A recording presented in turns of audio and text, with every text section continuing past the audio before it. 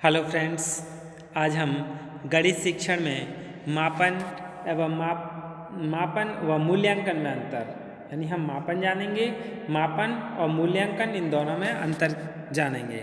Difference measurement and difference between measurement and evaluation. तो सबसे पहले हम मापन के बारे में जान लें। मापन क्या है? Meaning and definition of measurement. मापन के अभाव में वैज्ञानिक प्रगति यानी साइंटिफिक प्रोग्रेस की कल्पना करना कोरी चीज़ है। सभ्य व असभ्य व्यक्ति के जीवन में जन्म से लेकर मृत्यु तक किसी न किसी तरह का मापन किया जाता है। जैसे यात्रा करते समय दूरी, समय, चाल, धन आदि का ज्ञान रखना होता है, तो दूसरी तरफ विद्यालय में पढ़ाई के घंटों की संख्या, दिनों, कालांशों की संख्या, विद्यार्थियों की संख्या आदि का ध्यान रखना पड़ता है। मापन का अर्थ किसी भी अवलोकन यानी ऑब्जर्वेशन को परिमाणात्मक रूप से व्यक्त करने से है, अर्थात किसी भौतिक पदार्थ के गुणों या विशेषताओं के परिणाम को अंकात्मक रूप यानी क्वांटिटिव वैल्यूज देने की क्रिया को मापन की क्रिया कहते हैं। मापन में अंक प्रदान किए जाते हैं। अध्यापक विद्यार्थियों की उत्तर पुस्तिकाओं यानी आंसर शीट्स को देखकर उनकी योग्यता मापन करते हैं तथा अपना निर्णय अंकों के रूप में देते हैं। प्रत्येक मापन के लिए दो प्रकार का ज्ञान होना आवश्यक है। कौन कौन सा? किस गुण या विशेषता को मापना है, मापने का उपयुक्त यंत्र क्या है, इन दो प्रकार का ज्ञान होना आवश्यक है। थॉर्नडाइक के अनुसार जो कुछ भी अस्तित्व में है यानी जो कुछ भी अस्तित्व में है, जिसका कोई भी अस्तित्व है, उसका अस्तित्व कुछ परिमाण में होता है कि कितना है, और जहाँ कितना शब्द आ जाए वहीं क्या है? मापन है। Anything that exist at all exist in some quantity. Anything that exist in some quantity is capable of being measured. S Stevenson के अनुसार मापन किन्हीं निश्चित स्वीकृत नियमों के अनुसार वस्तुओं को अंक प्रदान करने की प्रक्रिया है। Measurement is the process of assigning number to objects according to certain agreed rules. E.A. Peel के अनुसार मापन का उद्देश्य व्यक्ति को एक संतुलित व्यक्तित्व प्रदान करना है ताकि वह समाज द्वारा प्रदत्त उत्तरदायित्व का निर्वाह कर सके। Its purpose is to promote the development of a well integrated person capable of exercising such responsibilities in society as is power allowed। इन सभी परिभाषाओं के आधार पर यह कह सकते हैं कि मापन प्रक्रिया वस्तुओं, घटनाओं एवं भिन्न भिन्न निरीक्षणों को विशेष नियम के अंतर्गत सार्थक एवं संगत रूप से कर संकेत, चिन्ह या आंकिक संकेत देने की प्रक्रिया है। अतः मापन प्रत्यक्ष तथा परोक्ष रूप से मात्रा से संबंधित है। अहम शैक्षिक मापन की विशेषताएं जान लें। Characteristics of educational measurement. मापन किसी वस्तु का आंशिक वर्णन अधिक शुद्धता के साथ करता है। मापन जो है वो किसी वस्तु का आंशिक वर्णन बड़ी शुद्धता के साथ करता है। मापन की इकाई निश्चित नहीं होती है। मापन की इकाई निश्चित नहीं होती है।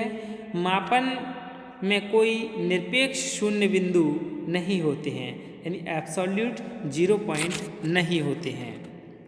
मापन सीधे सीधे न होकर किसी उपयुक्त माध्यम के आधार पर होता है।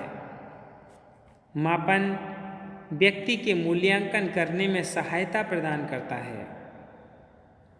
मापन का प्रयोग आत्मनिष्ठ यानी सब्जेक्टिव मूल्यांकन की अपेक्षा अधिक मितव्ययी होता है। मूल्यांकन, मापन व मूल्यांकन में अंतर जानने की क्या है? मापन, इसके बाद हम मापन की सीमाएं भी जान लें। मापन की सीमाएं क्या हैं? यानी मापन का जो क्षेत्र है वो अत्यंत संकुचित और सीमित होता है। मापन केवल सूचना प्रदान करता है, निर्णय नहीं। मापन में जिस वस्तु का मापन हमें करना होता है उसका स्वरूप का निर्णय ठीक प्रकार से नहीं किया जा सकता। मापन में जिस वस्तु का मापन हमें करना है वो ठीक ढंग से नहीं किया जा सकता। मापन का रूप व्यवस्थित होने के कारण इसकी प्रक्रिया जटिल होती है। मापन के अंतर्गत हम जिन शील गुणों का मापन करते हैं वे अमूर्त यानी एब्स्ट्रैक्ट व सूक्ष्म होते हैं, जिसके कारण मापन सही ढंग से नहीं हो पाता। मापन व मूल्यांकन में अंतर। Difference between measurement and evaluation. प्राय मापन व मूल्यांकन को एक ही समझ लिया जाता है, लेकिन वास्तव में ये दोनों एक दूसरे से काफ़ी भिन्न होते हैं। मापन किसी वस्तु, घटना का अंकात्मक रूप है, जबकि मूल्यांकन मापन के साथ साथ इन सभी का परिमाणात्मक रूप प्रदान करता है, यानी क्वांटिटेटिव। मापन के द्वारा यह ज्ञात किया जा सकता है कि कोई वस्तु कितनी है, लेकिन मूल्यांकन के द्वारा किसी वस्तु की अन्य वस्तु से तुलना की जाती है। राइट स्टोन के अनुसार मापन में विषय वस्तु के केवल एक ही पहलू पर ध्यान दिया जाता है, जबकि मूल्यांकन संपूर्ण वातावरण के संदर्भ में स्थिति का ज्ञान कराता है। जैसे किसी बालक की गणित में परीक्षा लेने से मात्र हम उसकी गणितीय योग्यता के बारे में ही जानकारी प्राप्त कर सकते हैं, इसके अलावा कुछ भी नहीं। उसकी रुचियों, क्षमताओं एवं योग्यताओं के बारे में गणित की परीक्षा कोई संकेत नहीं करती।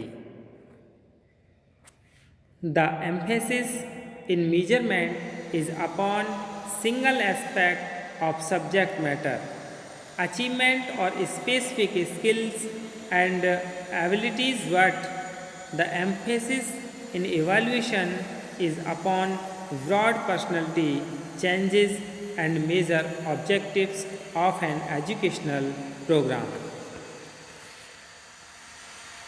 These include not only subject matter achievement, but also attitudes, interests, ideals, ways of thinking, work habits, and personal and social adaptability.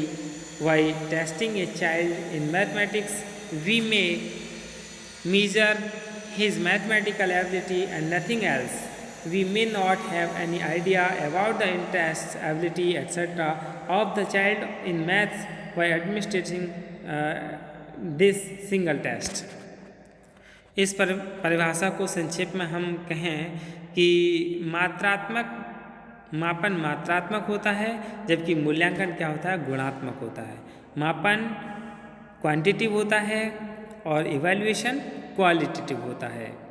In brief, we can say that measurement is quantitative while evaluation is qualitative.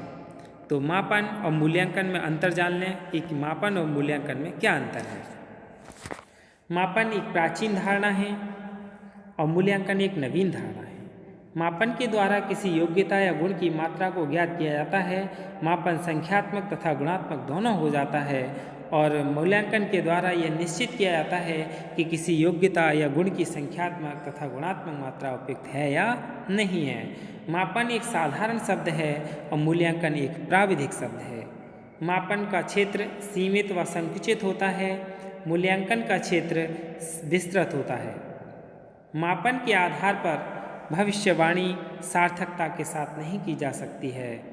मूल्यांकन में भविष्यवाणी सार्थकता के साथ की जा सकती है, क्योंकि इसमें उसके समस्त पहलुओं का ज्ञान प्राप्त कर लिया जाता है। मापन का कोई निश्चित समय होता है। मूल्यांकन निरंतर चलता रहता है। मापन के द्वारा व्यक्तित्व के कुछ आयामों को ही प्रतीक प्रदान की जा सकती है और मूल्यांकन विद्यार्थियों की रुचियों, अभिरुचियों, मानसिक योग्यताओं आदि सभी व्यक्तित्व संबंधी पक्षों की जांच करता है। मापन में श्रम, धन व समय की आवश्यकता नहीं होती, क्योंकि इसमें परीक्षाएं कम होती हैं। मूल्यांकन में श्रम, धन व समय की अधिक आवश्यकता होती है, क्योंकि इसमें अनेक परीक्षाओं का निर्माण, प्रशासन व विश्लेषण सम्मिलित रहता है। मापन एक साधन है और मूल्यांकन एक साध्य है। मापन साधन किस चीज़ का है? जैसे कक्षा 6 के बाद 7 में लाना, यानी किसी प्रतियोगिता को संपन्न कराने में। और मूल्यांकन क्या है? एक साध्य है। मापन का कार्य साक्ष्यों को एकत्रित करना है, यानी एविडेंस, और मूल्यांकन का कार्य साक्ष्यों के निष्कर्ष निकालना है। मापन पाठ्य वस्तु पर आधारित होता है, मूल्यांकन उद्देश्यों पर आधारित होता है। मापन द्वारा तुलनात्मक अध्ययन संभव नहीं है, मूल्यांकन में तुलनात्मक अध्ययन किया जा सकता है। मापन मूल्यांकन का ही एक अंग है। मूल्यांकन संपूर्ण शिक्षण प्रणाली का एक अंग है। मापन के द्वारा सार्थक भविष्यवाणी संभव नहीं है, मूल्यांकन के द्वारा विद्यार्थियों के संबंध में भविष्यवाणी की जा सकती है। यही क्या है? मापन और मूल्यांकन में अंतर है। धन्यवाद।